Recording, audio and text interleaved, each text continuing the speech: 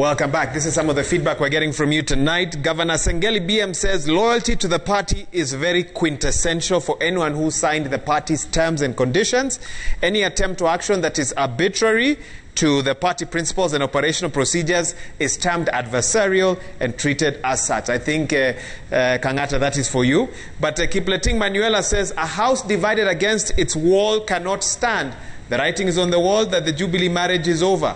Take this to the bank. Those are some of your views here tonight. Before I get final thoughts from both my guests, I briefly want to get their views on this. Tonight, we are aware that 2,224 ward representatives across the country will now enjoy a car grant. This is after the SRC approved the proposal to give 2 million shillings grant to each MCA. Gentlemen, I want to get your views on this at a time when the economy is facing various challenges. We know the kind of year last year was with the COVID-19 and everything, and whether this is the carrot that had to be dangled for MCAs to pass the BBI without them raising any opposition to it.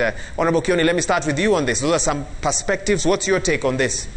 Do you support that move? Allow me to also perhaps commend Mheshimiwa Kangata, the senator, because he has clearly stated by saying that he echoes what the people of Murang'a told him. So he was echoing. The difference is that there is accepting to lead for having been elected to lead people, and resigning from leadership and saying, you elected me to lead me, but I allow you to lead. You elected me to lead you, but you allowed me to lead. I resigned to you leading me.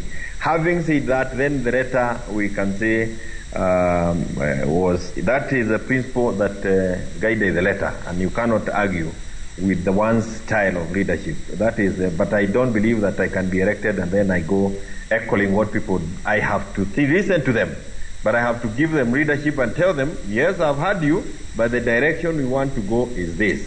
Yes, I have heard you, but the document that you are talking about has not yet been presented to you.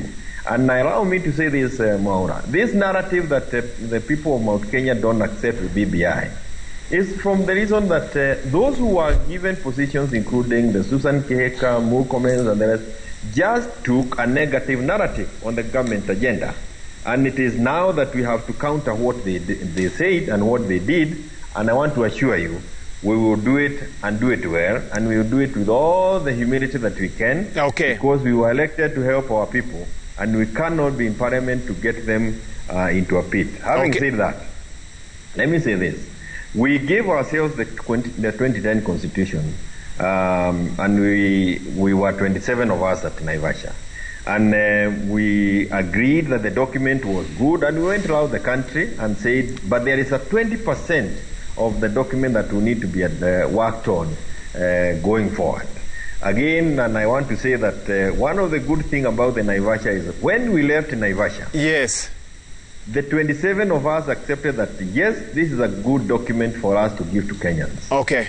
But unknown to us, somewhere, it must have been somewhere along Limuru, somewhere around Limuru, because we all started driving towards Nairobi in the evening.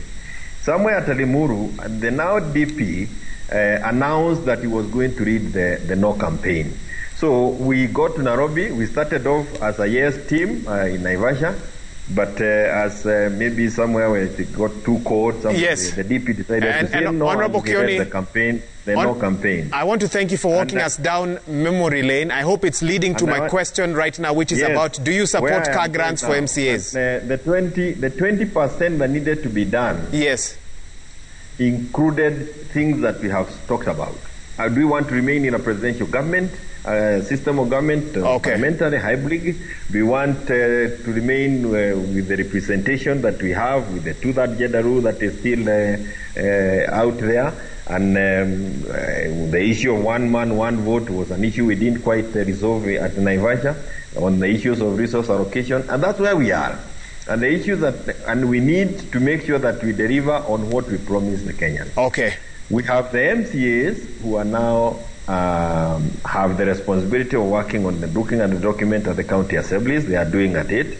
There is the issue of the car grant. I think that is where you want me to get at. Yes. I am happy that the SRC has looked at that issue. You know, it is not an issue that is new. There was a time that the SRC looked at it a while ago. And does it not undermine the BBI process, Honorable Kioni? Don't you see it as blackmail, as many Kenyans see it?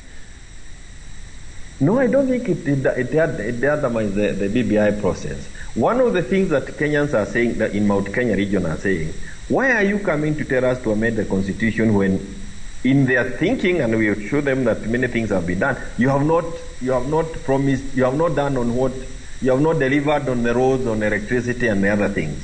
So there is always what the doing that we must do as a government. Okay. There is the delivery of the promises, and the MCAs had this request for a while. And I can tell you, myself, I personally support that issue of helping them get to be able to move around in their constituency.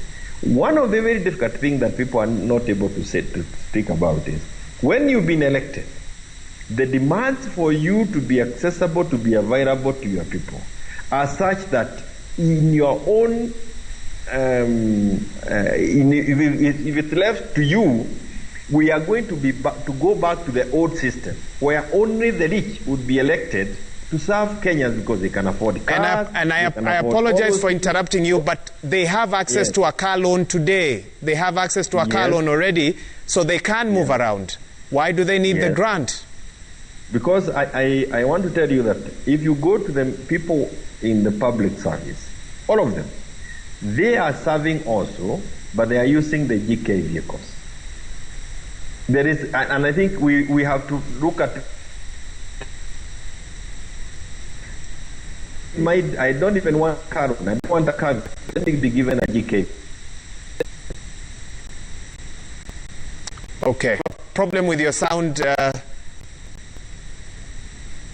Honorable Kioni, and your picture as well. Let's see if we can get that fixed before we wrap up the show. Honorable Kangata, you've heard what he's had to say. Do you support the move briefly, please? Let me start by saying that at the age of 22, I was a councillor, which is more or less like current MCAs. And it is true that MCAs really struggle by the fact that they interact with the wananchi at the grassroots level, and therefore they need to be supported. However, the problem Kenyans have with this proposal is, number one, the timing. It is being given at a time when doctors, nurses, clinic officers are currently on strike. In a county like Murang'a, currently as we speak, I'm told nurses and other health workers have not been paid for several months. And we have patients who are dying currently. We have health services which have stalled, and it's because of non-payment of certain allowances. So when you now give MCAs that allowance under the current economic problems which Kenyans are undergoing, then people start saying there is unfair, that is to burden Kenyans just to pamper political leaders. And that, in my view, poisons public perception of BBI. You see, MCAs have been given money. The leaders like Kangata, who expressed themselves in a truthful manner, have been kicked off their positions. Other leaders have been emasculated. Now, even if BBI may be having certain positive element into it, definitely you will find people resisting on the basis they feel it is not being sold in a good manner. Now, personally, and I want to reiterate this point, whereas it is true BBI has certain good proposals, which I also believe can be passed through Parliament. Definitely it has. But one of its main criticism, which I've also raised in some other forum, including my letter, is the idea of expanding Parliament. So the whole, and the reason why Kenyans have a problem with that, I would imagine, is because once you expand Parliament, you have to give them car grants, you have to give them huge salaries, and therefore leaders and salaries is not something that is popular with Kenyans. Kenyans want support of their coffee. They want the mama mboga to be supported. They want the unemployed youth to get jobs. They want those young women who are currently struggling as tailors, as more skilled traders, as farmers, avocado farmers, milk farmers. They want the issues addressed. But when you create a system where you are pampering leaders by giving MCAs car grants, by expanding parliament, as proposed by BBI, you will start seeing resistance. And those are the issues which I raised in my letter, and I'm now responding to you. We may have to take that as your final word, Honorable Kangata. Let me get a brief response there from Honorable Kioni, who I think we now have back on. Honorable Kioni, we couldn't get the last part of what you're saying. I'm sure you've listened to what Kangata had to say. Briefly, your response, your justification for why you support car grants for MCAs at a time when one is that, many other public servants are asking for similar benefits. Let me say this. I think this is even more crucial, the issue of double speak. Because you cannot say that you support one man, one vote, one shilling, and then you go and say you do not want representation in parliament.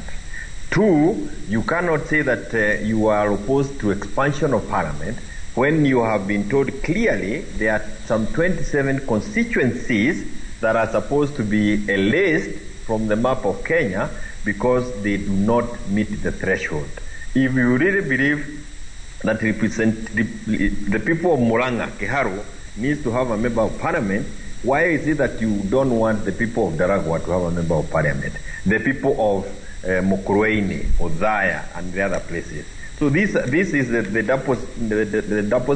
double speak that I'm talking about, where you say that you don't want the expansion of parliament, but you're also not telling the Kenyans that if we do not increase this number of seats in parliament, some constituencies will have to disappear because we must give away Daragwa so that it is taken to Kiabu, where we have more a higher population of Kakamega and such places.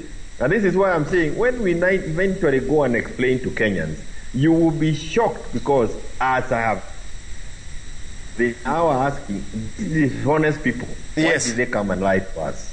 No, that was going to be your last word, but now Kangata insists he must also have a last. Kangata, 30 seconds, and please, I hope there's no right of reply needed on this. Briefly, please. BBI is proposing to expand parliament in several ways. Number one, to increase constituencies. Maybe that one can argue is positive, but there is what we are calling nominated members of parliament. Particularly, they are being brought purportedly to cure the so-called gender problem.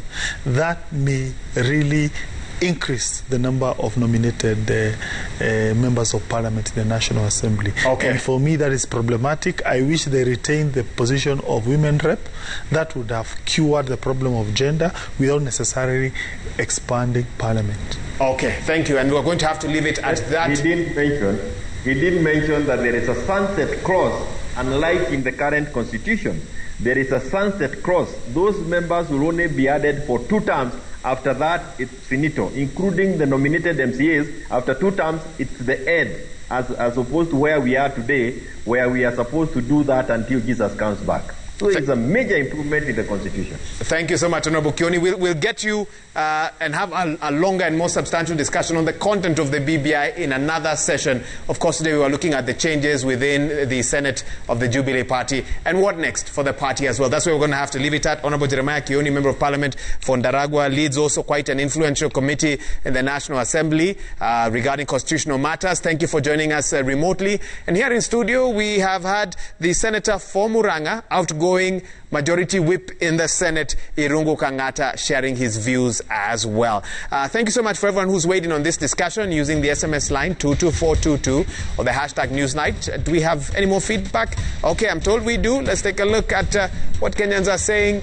At Jamolo says, I am still waiting to see any political leader resign or change party based on ideology or personal opinion. It's always their interest. That's one tweet here. Glenn Xavier says, the drift in Jubilee may end up costing Kenyans as 2 groups flex their muscles with tyranny of numbers in parliament on serious bills that could change lives. All right. Engineer Lazaro says, party discipline, very important in any growing political organization. I had also read your SMS feedback earlier on, and we can keep engaging online. Thank you so much for having tuned in, and thank you to my guests once again. I know it's been a hectic day for Kangata, and thank you for finding time to be here with us. And of course for Kion as well, interrupting his trip to be a part of this show. And to our viewers, asante sana for tuning in. On behalf of the whole team that's made this possible, we thank you so much, including our sign language interpreter, Yula Nzale. My name is Wahiga Mwaura. We'll see you again next week, same time, same place, where we talk about everything that's happening in terms of politics and policy as well. Have a good night and stay safe. We'll see you soon.